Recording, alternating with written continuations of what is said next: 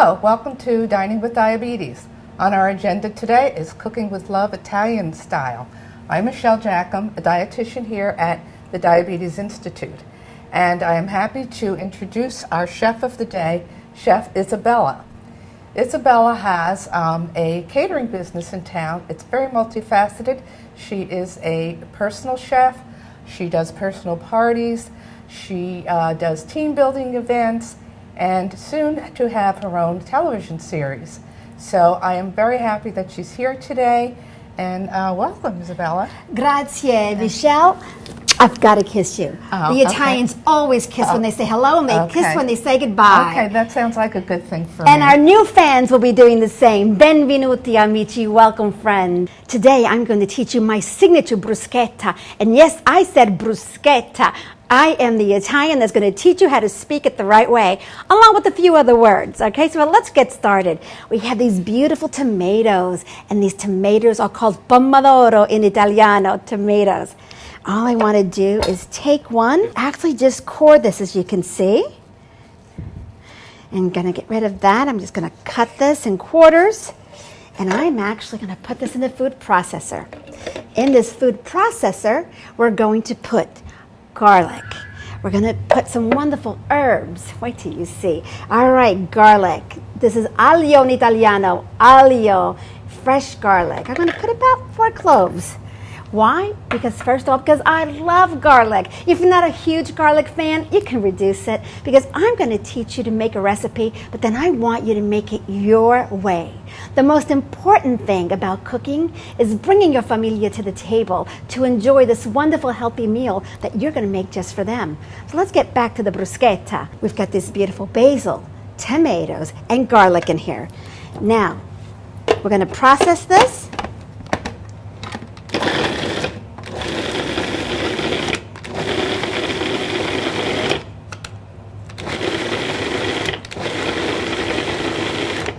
Now, you're going to notice that everything I've done so far is put everything in the processor and puree it. And the reason that you're pureeing this is because everything in this dish is raw.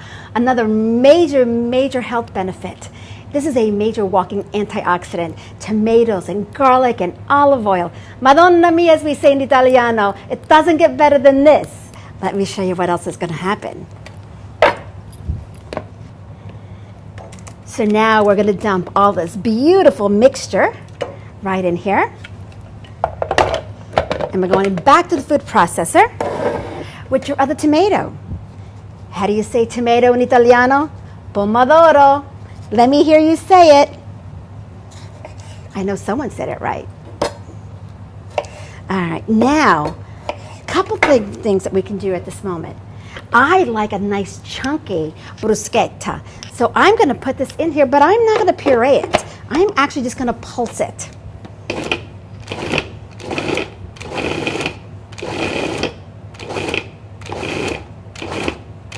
That looks good.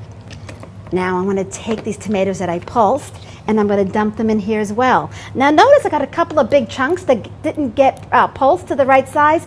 No big deal. As a matter of fact, I'm going to teach you that you don't have to be a great chef to make a great meal. All right, this is going to be simple, and you're going to learn the simplicity of this. I'm going to get a fork for a second. Just going to take these chunks out, because I'm just going to cut them with my knife.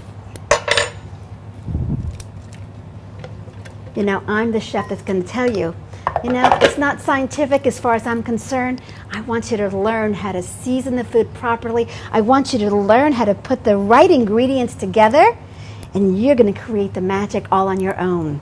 So what did I do? We've got the tomatoes that were pureed, the basil, the garlic. We have the tomato that was chopped, actually pulsed. I got a few extra pieces here. As you can see, I'm just chopping this up with my knife, very simply, and throwing it back in there. I love Romano cheese, but if you want to use Parmigiana, go right ahead. Okay, again, remember, we're going to make this your way, as long as you have the most wonderful ingredients here, all right, and make them as healthy as possible. That's what you want to do for your family. So I'm going to put, this is actually about a half a cup, but I don't think I'm going to need it in this recipe at the moment. I'm going to stir it up. Now we're going to add kosher salt. Just do a little bit at a time. Now remember, I love kosher salt. Now I'm the one that's going to tell you again, use kosher salt instead of sea salt. Although sea salt has tremendous health benefits, but so many people do not know how to season properly. They actually oversalt, and that is so important that we don't do that. Remember, we can always add, but you can never take it out. So now we have the salt. We're going to add cayenne, just a pinch of cayenne. Now, as a personal chef, I have found that many of my clients have digestive issues with black pepper because it's very irritating to their stomachs. Well, I hardly ever use black pepper, and I use cayenne pepper or crushed red. It's also fabulous for the cardiovascular system. So I'm going to tell you, start switching that out, and you're going to find, all right, how much you need to make your recipes perfect. Now we're going to add the creme de la creme, okay? The extra virgin olive oil. I got to tell you, there's many things that we can skimp on in life, but I'm going to tell you just to buy the best extra virgin olive oil that your money can buy. We're not cooking with this. This is all raw, okay? And I want you to remember that. So we're going to actually put this extra virgin olive oil in here, and I'm going to stir it up. Now you notice the consistency is changing. It's loosening up. Oh, I love the color and the flavor and the incredible aroma of extra virgin olive oil. Okay, that looks good right now. But there's only one way to find out. Tasting. I got to tell you, every single time you add different ingredients to your recipe, you change the layers of flavors. All right, so there's no such thing as seasoning once. Get that through your head right now. I want you to learn to season as you go, a little bit at a time, and you're going to find out that your food is going to be perfectly seasoned. But let's find out and see what this tastes like. Madonna mia, as we say in Italia.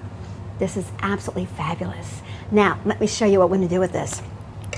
I'm so excited to teach you this because this dish, not only can you use this bruschetta on a crostini, but I want you to actually make some wonderful whole wheat pasta. Any pasta of your choice, drain it really well, and I want you to throw this bruschetta recipe, mixture, right on the top of the hot pasta. Stir it up, and oh my gosh. Now, let's give it some more substance. I want you to add some steamed broccoli. I would love for you to add your favorite vegetable. If you're not a broccoli person, don't put the broccoli in there.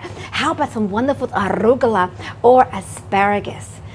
Amici, it is limitless. And that's what I want you to see. Not only is this fabulous on pasta, how about a beautiful piece of mahi, grouper, tilapia, shrimp? You can cook it in the saute pan. You can put it in the broiler, and you're going to add this bruschetta recipe, and I'm telling you, it doesn't get any better than that. Look at what I'm going to do. Just going to take just a little bit. All right, not about a teaspoon's worth. All right, maybe a little more because I love it. And I love these crostini.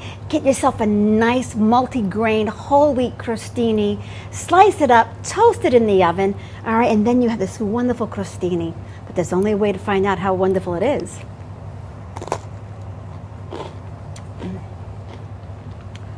Simply perfecto. And you are going to love it.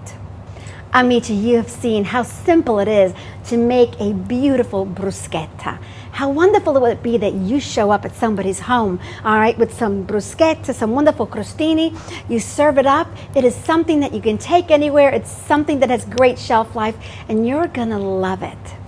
Now, as I end with my show, I always say, vivere bene, amici.